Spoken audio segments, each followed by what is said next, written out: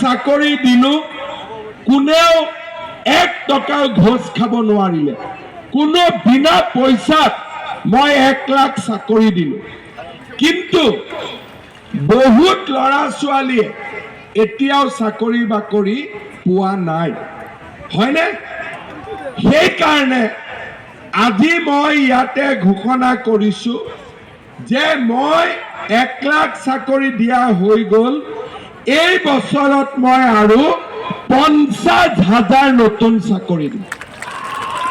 50,000 কামাণ্ডোৰ post ওলাব, পুলিচৰ post ওলাব, 3rd গ্ৰেড 4th গ্ৰেড সবৰ পোষ্ট ওলাব। জুলাই মাহত পুলিচৰ দৌৰা হ'ব। জুলাই অলপ গৰম থাকিব, তথাপিও তহঁতি দৌৰিব লাগিব। হ'ব হ'ব, পাৰিবি নাই? ৰেডি? ৰাতিপুৱা দৌৰি আছ? ঠিক আছে। জুলাই মাহত পুলিচৰ পোষ্ট আহিব, অলপ পোষ্ট বঢ়াই দিব কৈছে, অলপ বঢ়াই দিব। হ'ব। সেপ্টেম্বৰ অক্টোবৰ মাহত 3rd গ্ৰেড 4th গ্ৰেডৰ ইণ্টাৰভিউ হ'ব। আৰু এনেকে এই বছৰটোত মই আৰু 50,000 ল'ৰা ছোৱালীক চাকৰি দিম। আগতে 1 লাখ দিয়া হৈ গ'ল, এতিয়া আৰু 50,000 ল'ৰা ছোৱালীক আমি চাকৰি দিম। ইয়াত ডেকা ল'ৰা বহুত আছে। মই এটা নতুন আঁচনিৰ কথা ক'ব খুজিছো। 1 লাখ চাকৰি দিলো, আৰু 50,000 চাকৰি দিম। কিন্তু বহুত ল'ৰা ছোৱালী থাকি যাব, তাৰ পিছতো চাকৰি নাপাব, কাৰণ নিবনুৱাটো 10-12 লাখ আছে।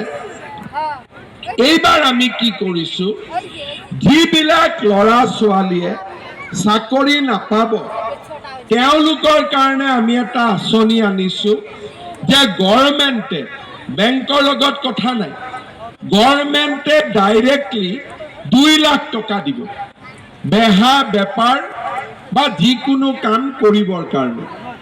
এই 2 লাখ টকা গভৰ্ণমেণ্টক 1 লাখ টকা ঘূৰাই দিব লাগিব, 1 লাখ টকা ঘূৰাই দিব নালাগে। তাৰ মানে চাকৰি নোপোৱা ল'ৰা ছোৱালীয়েও ব্যৱসায় বাণিজ্য কৰিবৰ বাবে চৰকাৰৰ পৰা সুবিধা পাব। বুজি পালে চবে? চাকৰিও হ'ল, আৰু যাৰ চাকৰি নহ'ল সি গভৰ্ণমেণ্টৰ পৰা টকা পাব সৰু সুৰা বেহা বেপাৰ কৰিবৰ কাৰণে। মাটিও মৰ্টগেজ দিব নালাগে, একো দিব নালাগে, গভৰ্ণমেণ্টে ডাইৰেক্টলি সহায় কৰিব।